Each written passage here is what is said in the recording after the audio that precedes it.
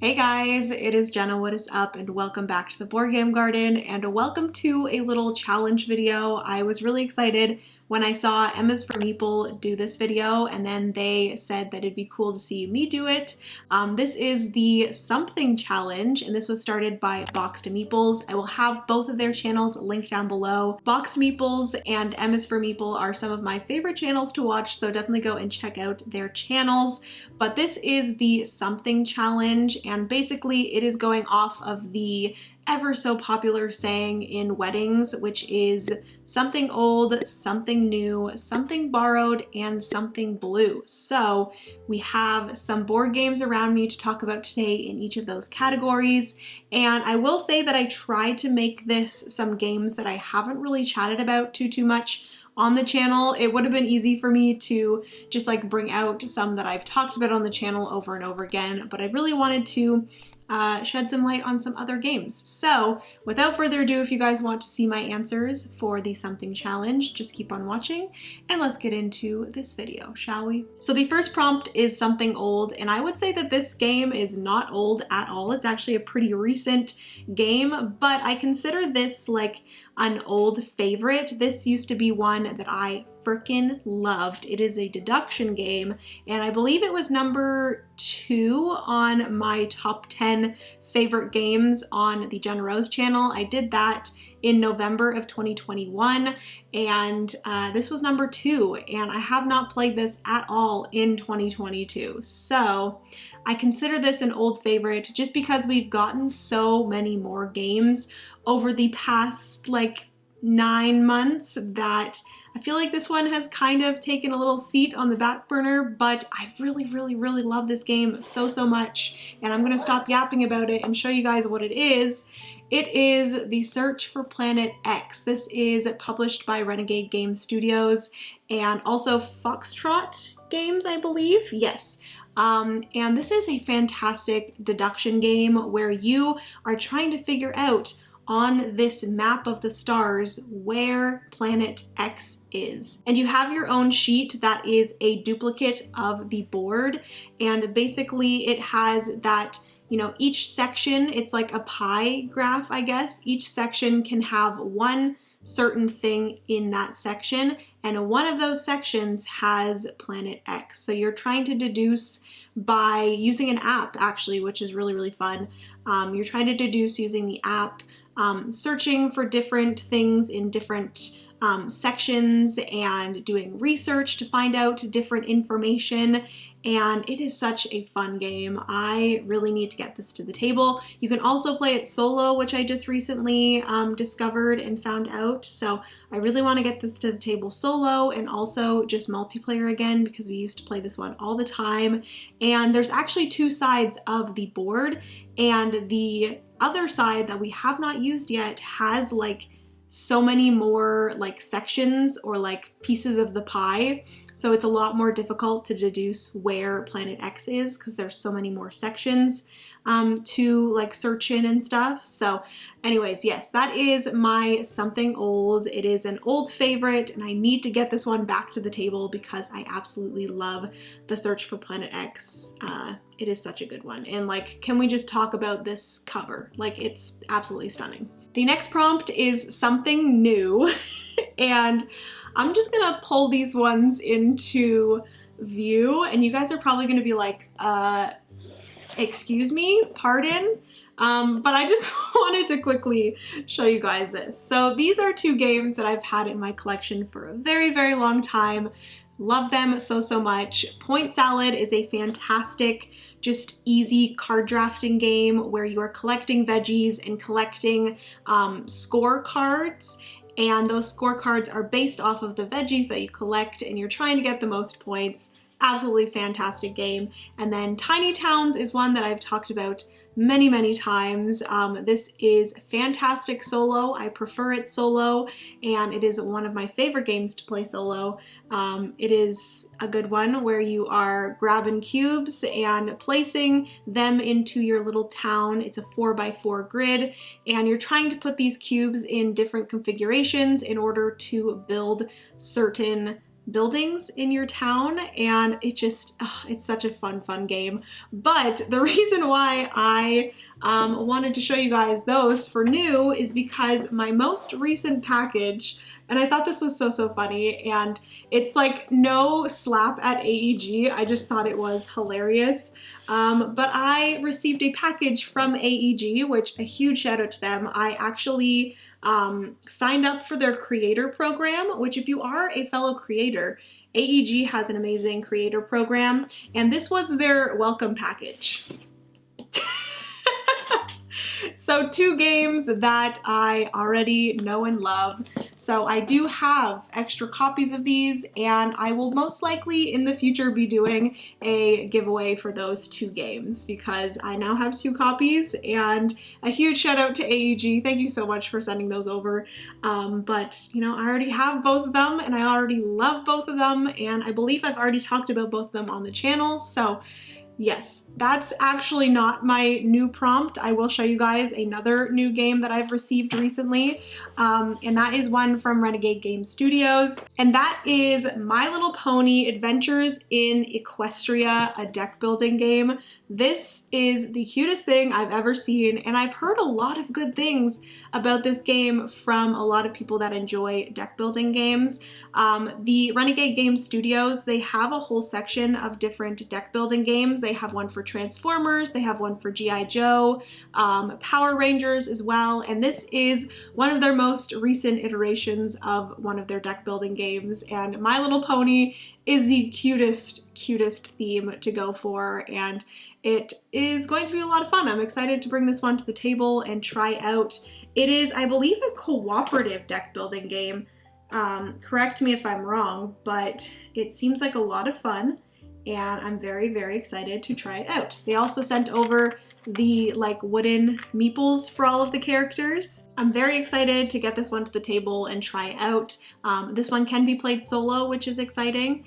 And yes, that is My Little Pony deck building game. How freaking cute is that? Prompt number 3 is something borrowed, which I will say right now, Francis and I don't really borrow too many games from people because we are known as the friends that have all the board games. Tom and Asha do have a lot of board games as well, but the majority of their board games that they have purchased is because they've tried it with us and then bought them for themselves.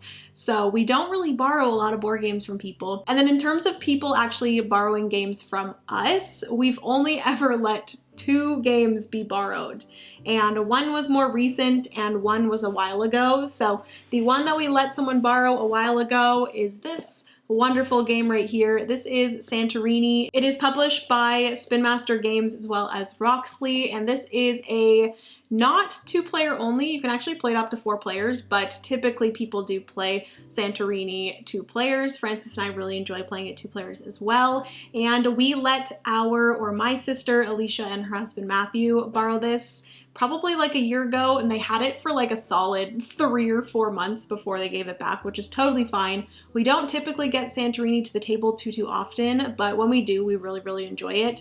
Basically, you are playing as Greek gods. There are a bunch of different Greek gods that you can choose from that give you asymmetrical player powers, and I love that part of it, and I love all of the cards in Santorini. The characters are adorable, but with those asymmetrical player powers, on your turn, you are moving one spot and then building something, and your goal is to get to the top of the third, is it the third? Top of the third level of a building before the other player puts a dome on top. So this is based around Santorini with the white buildings and the blue domes on top, and you're trying to get to the top of one of those white buildings before a blue dome gets put on top. And it's very fun. It's a very back and forth, quick game. We usually do like a best 2 out of 3 kind of thing, Francis and I. So yes, definitely recommend checking out Santorini if you have not already. It is such a fun game and a really easy game to get to the table for sure. And then the second game that we have let someone borrow was just recently, and that is this party game called Medium, which is a lot of fun. And I'm so happy that we kind of like last minute purchased this while we were at our friendly local game store. And we let Francis's parents borrow this to play with his sister, and I don't actually think her husband was there. I think Joel was out somewhere, but yes, they ended up playing this past weekend. We played it the day before with Francis's parents, and in Medium, basically on your turn, the person to the left of you are playing a card that just has a word on it, and then you are looking at your cards and placing down a word card as well. And then both of you, without saying anything, has to look at those two word cards and then think in your head what word comes to mind when you see these two words. So for example, I think Mark at our friendly local game store, he gave the example of his word being truck and my word being box. So on the count of 3, we both yelled out a word. I said Amazon and he said moving, which completely makes sense, like truck and box, moving. But I feel like mine makes a lot of sense too. Amazon, you got the Amazon truck and they deliver you boxes. So yes, you basically get the kind of premise there to the game. You're trying to read each other's minds in order to yell out the same word. And if you do on the first attempt, you get a chip in between the two of you that is worth more. If you do not get it on the first attempt, you would take the 2 words that you guys yelled out. So in that instance, he yelled out moving and I yelled out Amazon. So those would be the 2 words that we would move forward in, and trying to yell out another word that matches. If you get it by the second one, there's another chip that you take that is not worth as much as the first attempt, and then there is one if you get it on the 3rd try as well. And then basically at the end of the game, whoever has the most chips between the player to their left and the player to their right wins the game. So that is Medium. I don't know if I did the best job explaining how to play that one, but it's pretty straightforward. You're literally just trying to yell out the same word based off of the 2 word cards that you have in between you. So yes, that is Medium. And then the last prompt is something blue. And I will say that we have quite a few blue board games, but a lot of them I've already talked about on the channel. And I really wanted to talk about a game that I don't think I've ever talked about on the channel. And looking at the cover of this game, you would think that this would be, you know, more of a child's game, but I really enjoy it. It is a pretty light game, but it is a lot of fun.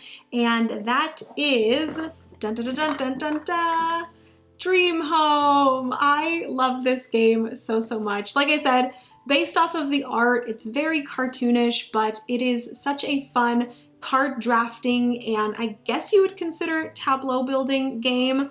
Actually, maybe not. It's kind of like a card placement game. Basically on your turn, you have this board in the middle where there are room cards and then there are like additional things cards, and you are taking one of the columns. So you have to take one from the top and then the one that's underneath it at the bottom. You're taking those 2 cards, you are placing your room card into your little house, and then you are, I believe the other things are just like people or assistants that can help you in different ways. There are items that can be placed into those rooms. Those are kind of like the bottom cards, and you are, you know, getting whatever that is that you took on your turn. And you go around and round until everyone has filled their entire house, and then you're getting points based off of like where rooms are in your house and all of that. And being someone that when I was younger, I used to love Sims, and we used to go to model homes all the time, and I ended up going to school for interior decorating. This is one that I absolutely love. It is just so much fun, like building your little house and building your home. Definitely recommend checking it out. I believe there is an expansion as well, and I've had such a hard time finding the expansion for Dream Home. So if you guys have any idea where to find the Dream Home expansion, please let me know, because I would love it. It is such a fun little game. Unfortunately, I don't think you can play it 1 player. It is 2 to 4, but I think I might try to find like a fan-made solo variant. I think that'd be a lot of fun. But yes, that was my something blue. I know that it's just like the sky that's blue, but it is a very blue box, and it's a game that I haven't really talked about, and it is definitely one of like my just comfort games. It's the cutest little thing, and it is a lot of fun to play. So yes, that is Dream Home. Okay friends, so that is going to be everything for this little challenge video. If you guys want to do this, please let me know down in the comments all of your choices for the 4 prompts, which is something old, something new, something borrowed, and something blue. I'm trying to think of some different board game content creators that I would love to see do this, and maybe like some married couples, I guess, but off the top of my head, I'm thinking Two Sheep One Wheat, Chrissy and Nick. I'd love to see them do this, as well as Our Family Plays Games, Mick and Starla. I'd love to see them do it as well. I don't know if they do challenges. I don't think they do, but I think it would be fun to see them do it. And yeah, any other content creators that want to do it, go for it. Like I said, please leave your answers down in the comments section. I'd love to read those. And yeah, that's going to be everything for today's video. I love you guys so much. Remember, you are somebody's reason to smile, and I will see you in the next board game video. Bye, friends.